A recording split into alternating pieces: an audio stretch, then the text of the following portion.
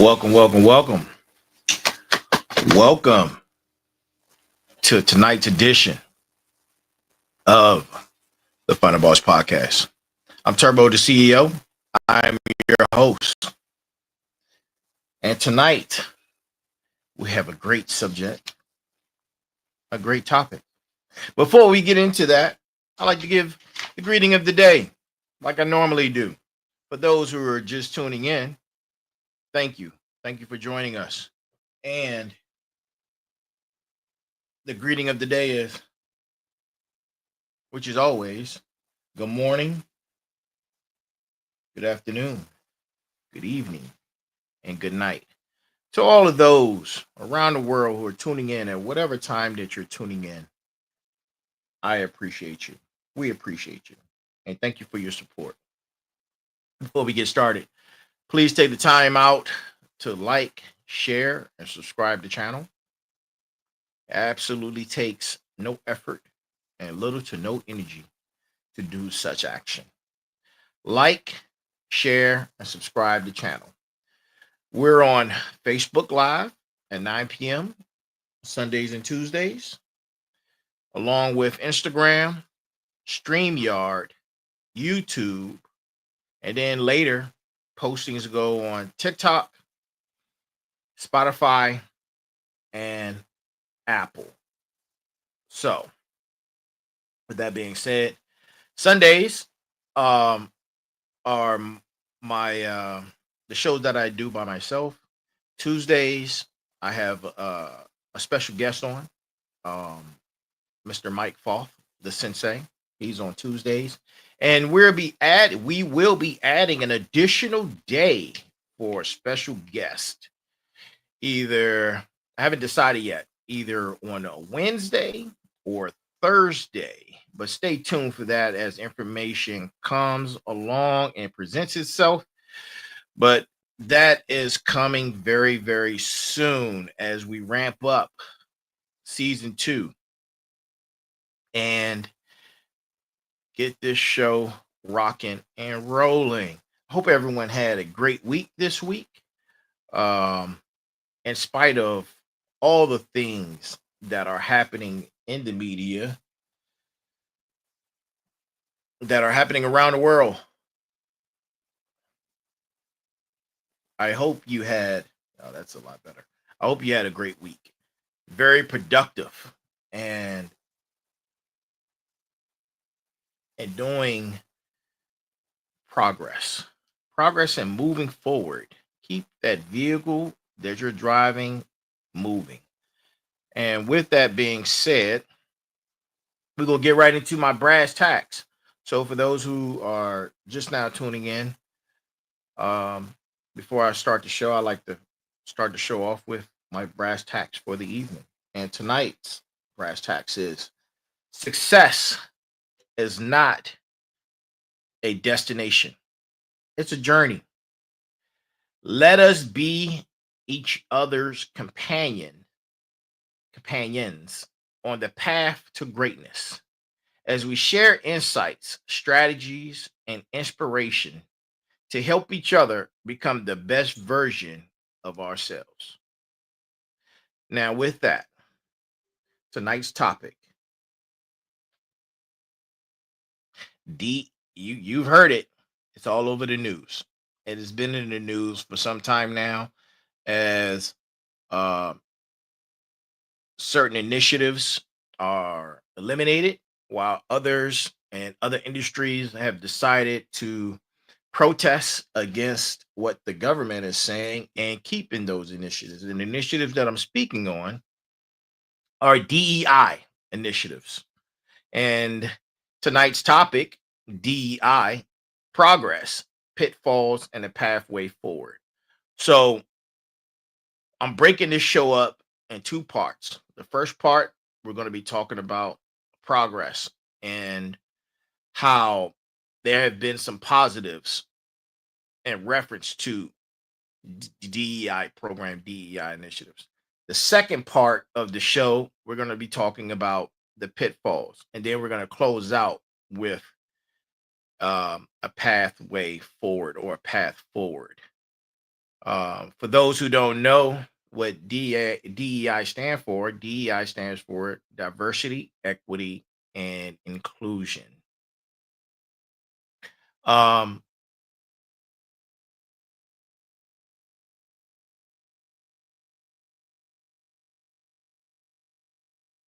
there's a question I like to start off with, and you can keep this question in mind as we continue throughout the first half of the show.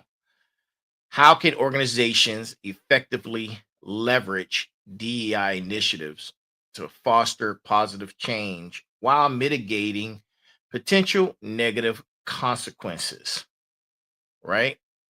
So, you DEI, it's was an initiative that's been going on in the government for the last couple of years now. Probably, as my memory serves me correctly, don't quote me on this, but I believe it was either slightly before COVID or right after COVID. But um, that's when it became popularized. And I know there are some college programs, and it's probably been around a lot longer. I didn't actually, you know what? I'm gonna do the due diligence. Give me a second. That's why we have these things, right? To look up information. Give me a second.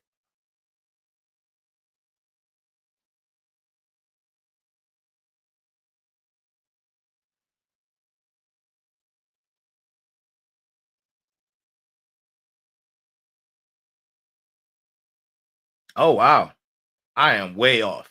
And listen to this. This is some key milestones that I we're talking about it. So let's present it. So key milestones for DEI. DEI was started in the early 1960s. Who knew? I didn't know. I thought it was a more recent thing because of the uh the conversations and how it's been popularized. But it's been around since the 1960s. The foundation was laid with the landmark legislation for equal pay of 1963 and the Civil Rights Act of 1964. Those laws aim to prohibit discrimination based on factors like race, gender, and national origin, along with affirmative action, workplace diversity. These were all part of the DEI initiatives. It's important to note that they have evolved significantly over time. Focused on compliance with anti discrimination laws, they've expanded to encompass a broader understanding of diversity, including aspects like gender, sexual orientation, disability, and more. DEI initiatives often emphasize not just representation, but also creating inclusive cultures where everyone feels valued and respected. So the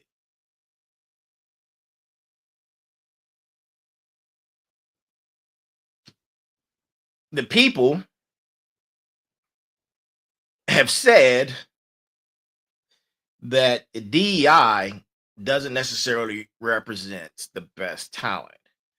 So because it doesn't necessarily represent the best talent, those initiatives, because I guess they're shows favor, those initiatives, a lot of companies are doing away with because they want the best talent.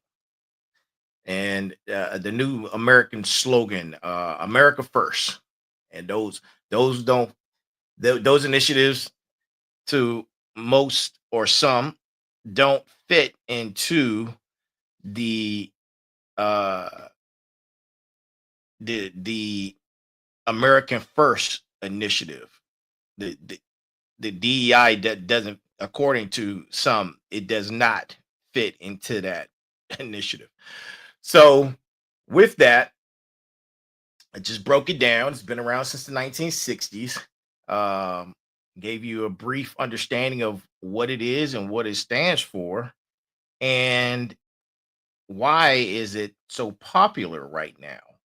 and how the Fed was basically saying we're doing away with it, and it no longer suits the space. It's not a safe space for the direction that we're taking America with America first.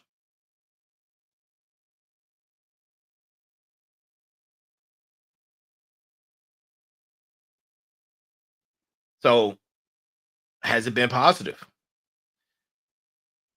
Have you seen any negative aspects behind it? Um, does it increase morale? That's important. Does DEI increase morale? So some of the positive things that were listed that I read upon was that it did increase morale, employee morale. It increased innovation, enhanced brand reputation, and stronger financial performance. Now, these statistics and the research that I've done and on excuse me, the research that I've done, I will discuss the references and the sources later on as the show closes out. Those will be my closing arguments. I will add and cite the sources. Um, there are core principles that are effective with DEI initiatives, such as fostering a culture of respect, promoting psychological safety, providing equitable opportunities, and ensuring inclusive decision making processes. These are some of the positives that I said that I was going to mention and discuss in the first half of the show. Y'all have to excuse me. My my throat is always, I'm thirsty. I might be a little bit dehydrated because of these lamps right here, but I got some coffee right here. But they don't want you drinking while you're doing your podcast. So I'm gonna try and hold off as much as possible, and then we're gonna get back into it. As a matter of fact, give me a second. Mm. Man, I love coffee. Where my coffee drinkers at? Where my coffee drinkers at? You drinking coffee? I know I shouldn't be drinking it at 9:14, man. It's gonna be a hell of a night. It's gonna be a hell of a night. Um, Other successful DEI initiatives showcase examples of organizations that successfully implemented DEI programs, highlighting their strategies and what their outcomes were. Um, Companies, you see that in the news. Some companies have decided to keep DEI initiatives going, some have pulled away from them. And I was watching a video earlier where a a large brand box store who canceled their DEI initiatives, which and there were videos people showing. I don't know how true it was or what time that those videos were shown, but people, it is excellent. It is absolutely. Those initiatives where the box stores looked like there was no one shopping there for the sake of not getting hinged or hit. I've been getting a lot of hits in the last week or so for being shadow banned for certain topics and dropping uh, names specifically. So we're not going to do that. But it's in the news. It's in the media. People are talking about it. You know what stores, and you can do the research. What stores and what brands have decided to keep DEI initiatives and ones that have eliminated DEI initiatives. You can go check those out yourself. That'll be your little homework that I present to you to increase your knowledge base. That was a call to actions, man. Giving you early call to actions. Go look up that information. And it's basically it's your preference, you know. Some people have their own thoughts and opinions about various things. This happens to be one of them. Some people are for, some people are against. Some people are blue, some people are red. It's all the same. It all depends on the bottom line. The bottom line is the dollar. Is it making the company money or more money? And everything's metrics. You can go back and look at the metrics and say, hey, because of these initiatives, we were able to bring in more capital, more sales and customer and employee fairness, which increased productivity, which in turn allowed us to increase our bottom line. You can go check that out. That's homework for you. Um, there are a lot of different sectors that are affected by it. Um, and you can see that all on your own. That's your homework. There are different frameworks and models out there. Um, there's something that I learned about called the diversity wheel. That's something else you can go check out. The diversity wheel, uh, the inclusion spectrum, and the McKinsey 7S framework. Go check that information out. I'm just presenting it to you so you can increase your knowledge base. And you know, that's what I'm here for, to increase your knowledge base. It's a it's a great thing to be able to provide information and be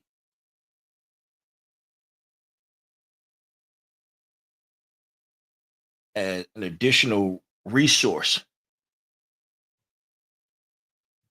to someone who doesn't know. I'm just trying to provide and help one individual. If I can help just one, then my mission is accomplished. Question. Ask yourself this: what are the key differences between diversity, equity, and inclusion? Give you a few minutes to think about that. And the answer: diversity focuses on representation, equity addresses fairness and resource allocation, inclusion centers on belonging and full participation. So it's not what people really think it is, or, and not or, and it's not necessarily about race. It may be projected to seem like it's about race, but it's not. You can actually go do some research. Here's another call to action: research who does DEI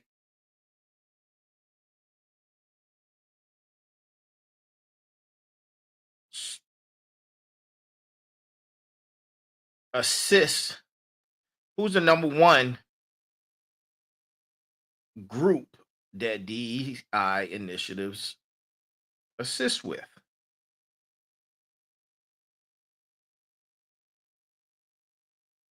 Take a moment to do that.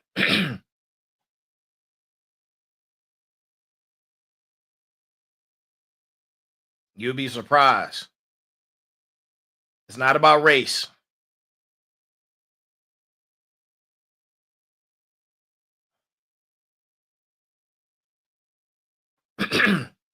If you haven't done the research or you didn't find out that information, I'm going to go ahead and give you the answer.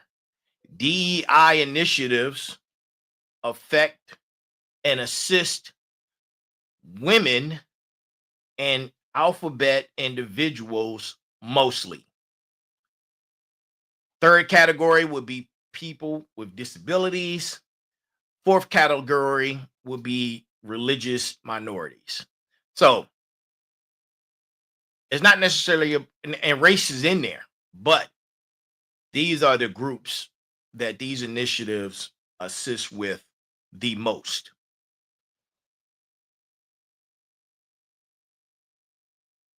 You're probably wondering, like in the beginning, I said, how does it improve employee morale?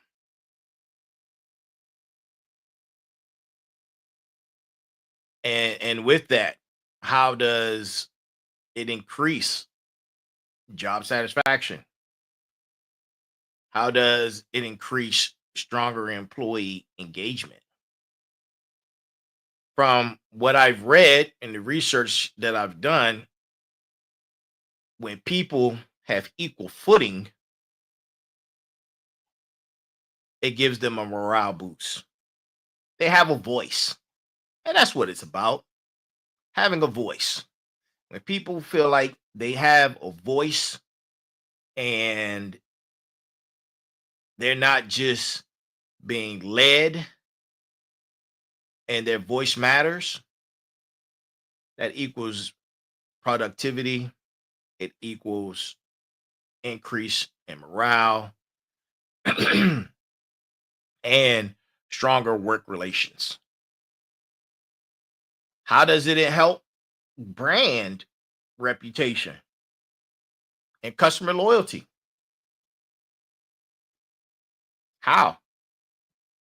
These are some of the things that came up, and when I was doing the research on it, man. These are some of the things that came up. It increases brand reputation and customer loyalty. It gives the brand the reputation. Think about the definition and who it helps the most.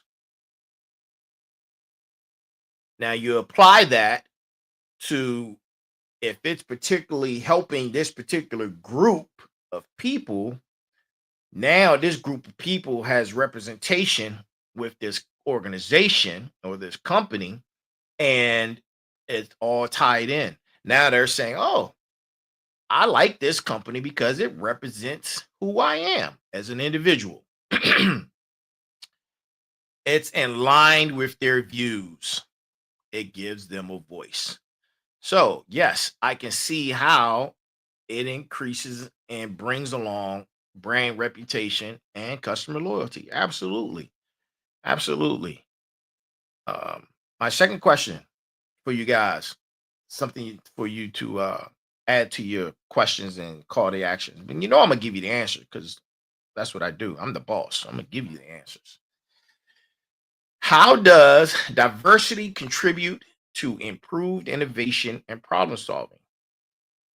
Now, we just talked about the representation. We just talked about how it aligns with certain groups and how they feel, uh, because of this company represents me, it's in line with my views and who I am, then they want to support that company, which increases the bottom dollar, the bottom line. So uh, the answer is through diverse teams, bringing a wider range of perspectives. If it's just me and I'm the CEO of the company and I got a bunch of clones of myself in that said company, then my view is what my view is. Success or fail, it all relates back to me because I don't have any individual thinkers. There's not a whole bunch of perspectives. It's just in line with what I say goes. What I say goes. So, how does that align with perspectives, experiences, and approaches to certain problem solving? If everybody's thinking the same way, how are you honestly providing a problem solving initiative or leading to more creative and effective solutions? You want thinkers. That's what it's about. You want thinkers. You want people who come from different pathways, who come from different cultures, who see things differently, who can provide a different perspective. If we're only doing it,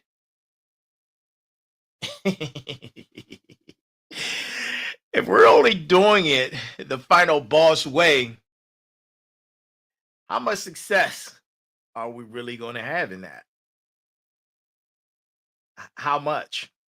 Probably not much at all. Because if I'm saying what I say goes and I'm bullying everyone, then and it's on me, I accept the responsibility that it's on me and I accept the responsibility of the failures, but more than likely, I'm just going to grandstand it and move on to something else. But I'm the CEO, so that that's your answer. So with that, we're going to talk about is that yeah, we're almost at the halfway mark. Oh man, I've been talking for a while. So far, anyone have any questions you'd like to present? Um before I start this next segment of pitfalls for tonight for this topic. And I've never done this show where I'm breaking it down in pieces, but um I'm doing that so you can get the pros and the cons and see it from different angles, man. We this is what this is all about. It's about seeing it and viewing the world we live in from different angles and different perspectives. If we all thought the same and we have a hive mentality, sure, we might get objectives and things done faster because bees work in unison, ants work in unison. But when you have that outlier, outliers bring change. Be an outlier, right? Be a perspective outlier to whatever you're doing. Be an outlier. Be the one that brings change and be different. But but don't be too much of an outlier. Like don't keep your head in the grass. We don't need no more heroes. If you get what I'm that was coded. So we're gonna talk about uh no questions, no questions, no questions. All right, good, good, good. All right, now we're gonna talk about the pitfalls and challenges of DEI initiatives. Uh, some of the things that I read upon that came forward that were glaring out with some of the pitfalls from DEI initiatives was tokenism, superficiality. There's a tokenistic DEI initiatives that lack genuine commitment. Uh, they fail to address real systemic issues.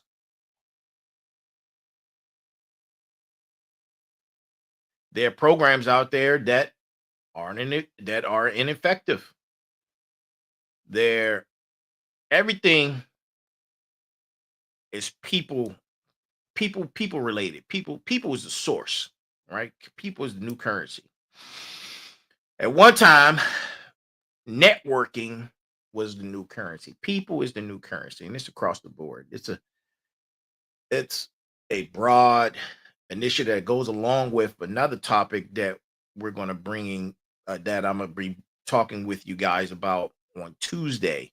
We're going to talk about the Great Reset, and the sensei and I will be presenting that information to you on this Tuesday at 9 p.m. The Great Reset. We're going to dive into that, but people can ruin programs and initiatives, things that are supposed to be for positive actions that are supposed to have a positive bearing on culture and workplace life and balance. But people can ruin it and they will ruin it. Take, for instance, there was an organization that was three letters. First letter started with a B, three letters.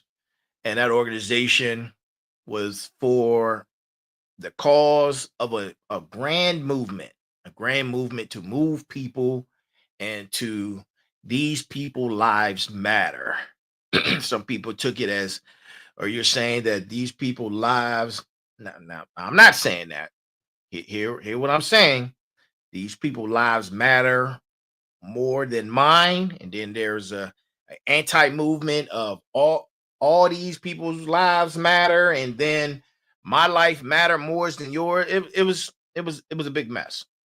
But at the end of the day, this organization was investigated, and funds into that organization were providing for illegal purchases and lifestyles. And I'm talking coded, right? So keep up with me. But again, solid movement initiative. People ruined it. So that's an example of it becoming an ineffective DEI program. With all the great things that it stood for, and there was a street that is right in front of the White House that was painted. The fallout behind it was mansions, luxury trips, luxury cars. Funds weren't being used for the community. They were used to provide a luxury lifestyle, which is wrong. You can't do that. You know, again, ineffective. So it's the people. You got, like I just mentioned, you have reverse discrimination concerns. How that one movement was saying, "Hey, my life matters," and another movement was like, "Oh, my life matters too." And then there are movements that say, "My life it matters more than all." So it without going political and specifically saying certain words and getting shadow banned. I'm getting tired of being shadow banned, man. Look, look, I'm just trying to give a message. I'm just trying to provide a message and provide some entertainment, because at the end of the day, this is for entertainment purposes only. You, you hear me? So listen, discrimination concerns. You have reverse discrimination, and it's important that if you're going to be doing these initiatives, you have to ensure fairness and equity for all, not just some. But now with America First, and yes, absolutely, absolutely, Sensei, money corrupts the best. Absolutely, absolutely. I could not agree with you more. Absolutely. Um, when it comes to the fairness and equality, now that we're at the center stage of, is America really the number one superpower in the world? This is what this boils down to. It boils down to dollars and cents. It boils down to intellectual property. It boils down to uh intellectual property as it relates to the great China. Oh, I wanted to say that. I love when comedians and other podcasters, when they talk about China, they always say that great China. And I can only imagine this is them how they saying it. Like they change their facial expression and all that stuff. So is America number one, or is China number one? When you brought when you scale it back, you look at the numbers of what China provides is people. China has the people. They have the power to have more engineers, more scholars, more intellectuals per capital versus what we provide and have. It's a numbers game. So when you think about DEI and initiatives that are going on, I can see why the uh the mission for America first, to have the best. It's competition. You want you yeah, this person's qualified. Yeah, they meet this, they meet that, but you want the best, right? That's what it's about. I hate to say it, but that's what it's about. We're in competition at the center stage, world center stage right now. And America first, they're trying to put the best astronauts, the best scientists, the best economists, the best whoever. Like China just had the great China. They just had a startup that roughly cost about $6 million, roll out a AI based platform called DeepSeek. I'm probably gonna get in trouble for that. Rolled out DeepSeek, that is the granddaddy already of AI platforms, which caused the American chipset company that starts with an N to lose $600 billion in one day. And I mentioned this, the sensei and I mentioned this last week. Go check that episode out. Last week when we were talking about AI and um the next AI and the next big thing we're dealing with AI. Go check that out. That was from last week. And here you have a multi-billion-dollar company that creates America's chips and AI platforms and supercomputers and things of that nature. And you have a startup, a $6 million startup that made our AI look like an infant. And because it rolled out with no restrictions as the granddaddy. Imagine that. The granddaddy of AI on day one. It's crazy stuff. But let me get back on target. So um those are some of the challenges, you know. America first, they want the best of the best. And I don't believe that people should I know it's going to affect a lot of people. Let me not say that. It's going to affect a lot of people. And you take it and you roll with it and you become better. You do better. It's the challenges that create the diamond. If you're comfortable, you can become dust. Message. So, um, people, people are the reason. But there's a resistance. People don't want to change. They don't like to buy into to change. So when they don't buy into change, sometimes they become a problem, and there are consequences with that. So you have to have the challenges of overcoming that resistance. You have to secure the buy-in. A good leader, a great leader, can secure a buy-in from all levels of any organization. I I used to my dad, man. My dad's a funny guy. I love that guy. Shout out to my pops, man. I used to tell him all the time. He's my pops is so charismatic. I'm like, dude, you can sell Satan his soul back. And I used to imagine, when he used to talk and his mannerisms and he would be like, hey, hey, that's how it's coming. But my pops was so charismatic. I could see him like in hell, like telling the Satan, like, listen, man, listen here. Yeah, I got something. I could see my pops doing that. That dude was so charismatic, man. I'm trying to tell you.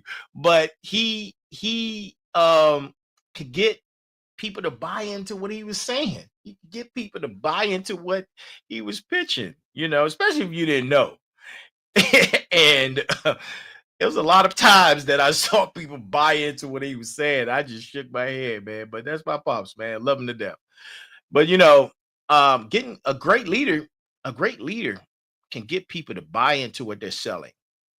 Um, Organizations are now looking at tokenism, and they're putting a if they're going to keep the DEI initiatives, they have to look at it having and ensuring that it's a genuine commitment.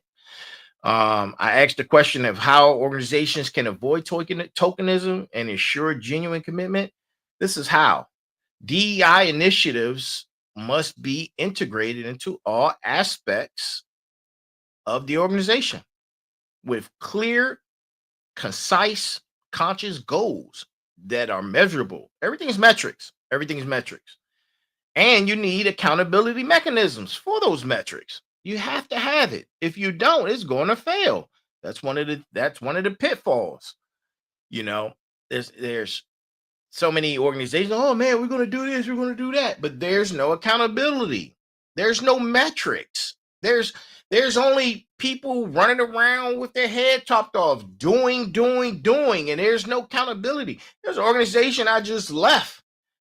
This organization is a federal government organization, and they have some of the lowest accountability metrics across the board from top to bottom. Somebody's going to investigate that organization. I'm telling you, the whistleblowers are out there, and people are just ready. People are ready to talk about this organization. They really are. And it's not to go on a tangent, but man, what I saw over the years, you would not believe the lack of accountability and metrics. And mostly people were rewarded if they did wrong. Now you're in a club. It's like, oh, you got things in your closet. Come on, we're gonna promote you. That's you're one of us now. Come over here, and we're gonna promote you, and you're gonna be on this team now because you have we got something in your closet.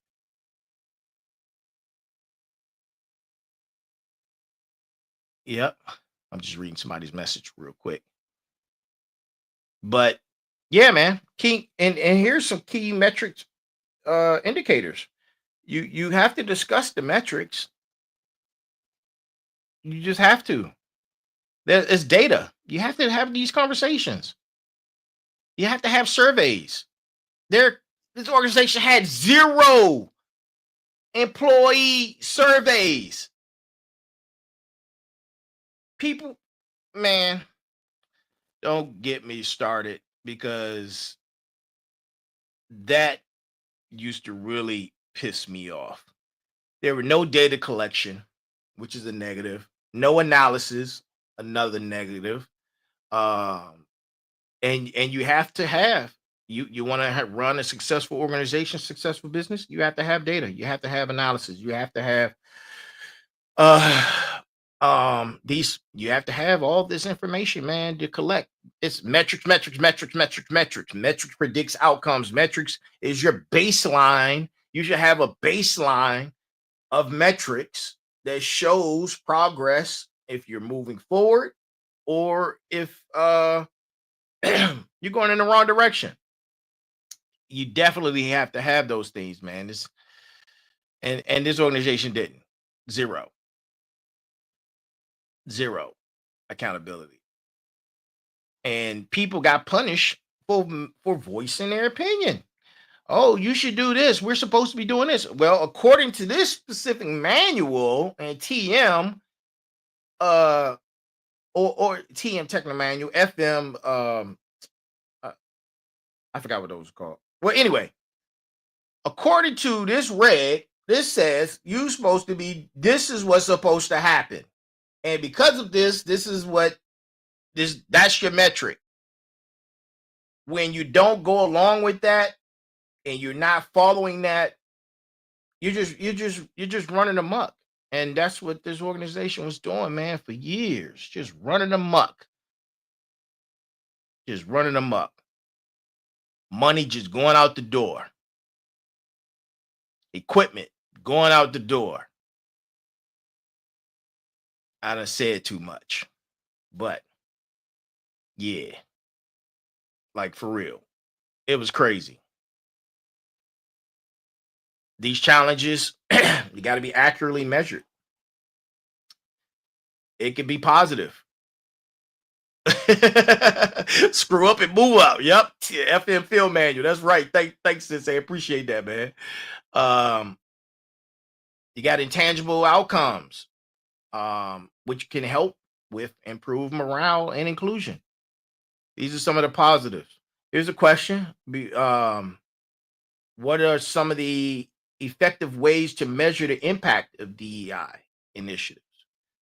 A combination of quantifiable metrics, representation data, qualitative data, employee feedback, comprehensive assessments, the basics. These are some of the basics, man. And there's a lot of companies and organizations out there that yeah, they want to have DEI, but then they don't want the metrics to go along with it. Or they want to have these really cool programs and say, you know what, man, we're going to have these cool programs and hire these people, and then there's no metrics behind it. There's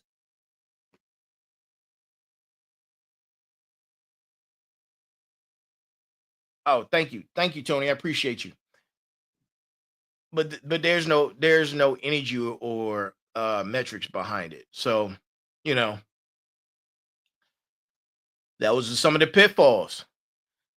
But how do we move forward? Companies, and this is for companies that actually it's for both. Companies that decided to keep DEI initiatives and those who decided to get rid of them. The best path forward, some of the best practices, and we're talking about future trends as well. Some of the best practices um, come from understanding and having clear goals. You have to have a goal first, clear goals. Securing your leadership, and making sure your leaders are able to have your people buy into what you're selling. Provide training and education. Establishing accountability mechanisms, more metrics.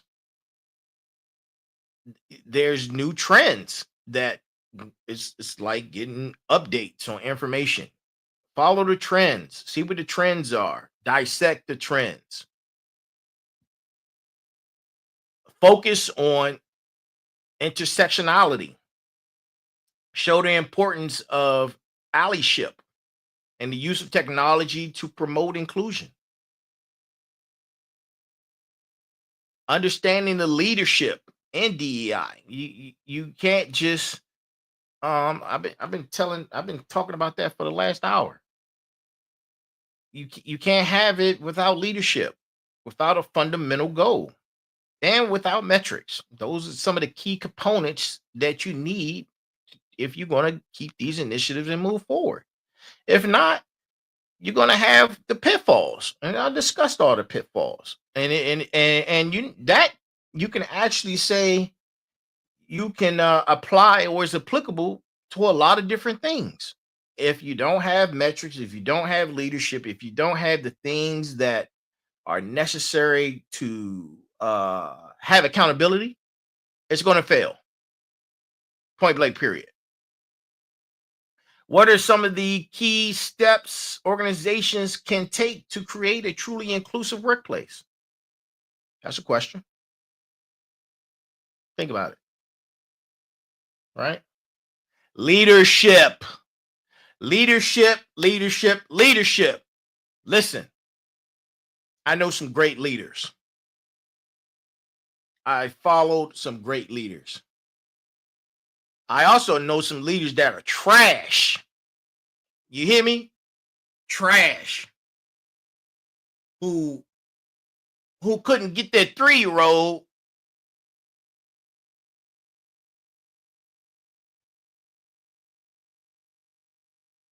to not throw food. That's a bad example. But anyway, I digress. Leadership, leadership, leadership, man. Leadership, right? Leadership, commitment, employee training, transparent policies. Got to be transparent. All these organizations, like the organization I just left, they hold their policies in secret. It's not posted anywhere. It's not in any books. It's you can't find the information. They're holding it and they're keeping it up here. And then when you present that, hey, because of this regulation, I need to have this, this, and this, they're like, oh,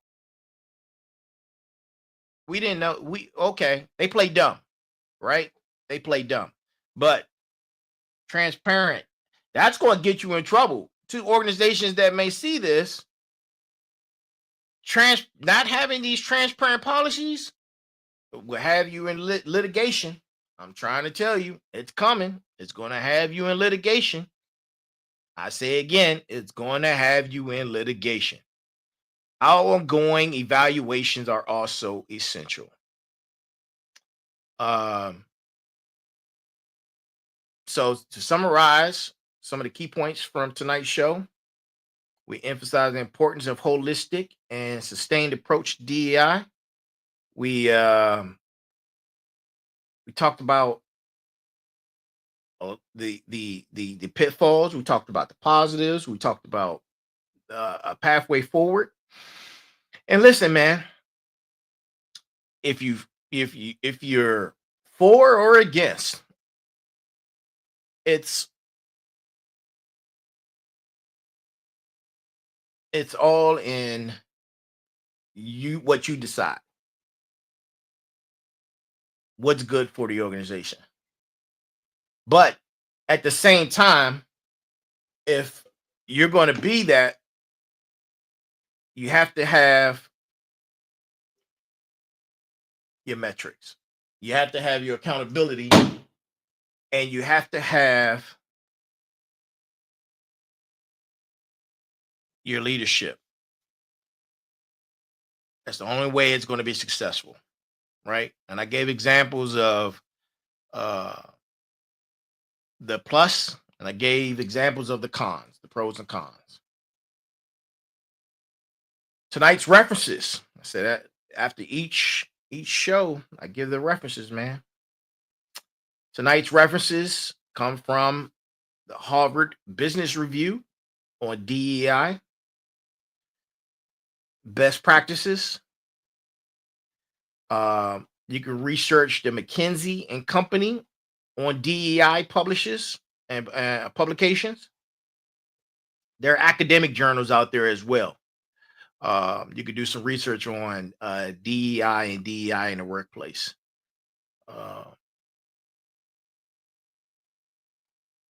Research, yes. Research, test, stage, then deploy. Wash, rinse, repeat. Wash, rinse, repeat. If that's the initiative that you're going to go with, you know, like I said before, there are reports out there, Catalyst and SHRM. I always mess that up. SHRM. That can provide more valuable resources and research for you on DEI. Remember, like, share, and subscribe to the channel. Tune in this Tuesday at 9 p.m. as the Sensei and I go over the Great Reset. The Great Reset. Think about that, man. The Great Reset. That's going to be our topic for this Tuesday. I've enjoyed the show again and been able to provide you with the information that I feel is necessary for some who may not have a clear understanding of what DEI is. as these trending words and topics continue, now you have a baseline. Now you have a platform that you can say, you know what? This particular platform provided me with this knowledge and understanding of what this is. Now I have a clear understanding. Now I can do my own research and go form my own ideas. And that's what it's all about. That's what it's all about. People, that's what it's all about.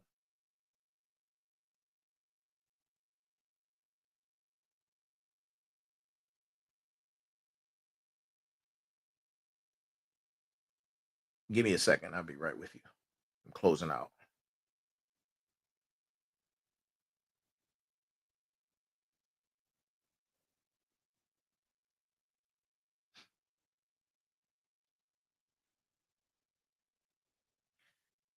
Remember,